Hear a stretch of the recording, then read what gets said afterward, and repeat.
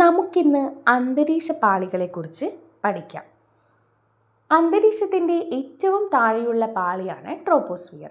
ഭൗമോപരിതലത്തിൽ നിന്നും ശരാശരി 13 കിലോമീറ്റർ വരെ ഉയരത്തിലാണ് ട്രോപ്പോസ്ഫിയർ സ്ഥിതി ചെയ്യുന്നത്. പൊടിപടലങ്ങളും ജലബാഷ്പവും ഏറ്റവും കൂടുതൽ അടങ്ങിയിട്ടുള്ള അന്തരീക്ഷ മണ്ഡലമാണ് ട്രോപ്പോസ്ഫിയർ. മേഘരൂപീകരണം, മഴ, മഞ്ഞ്, കാറ്റ് തുടങ്ങിയ എല്ലാ തരത്തിലുള്ള ദിനാന്തരീക്ഷ പ്രതിഭാസങ്ങൾ നടക്കുന്ന അന്തരീക്ഷ മണ്ഡലമാണ് ട്രോപ്പോസ്ഫിയർ.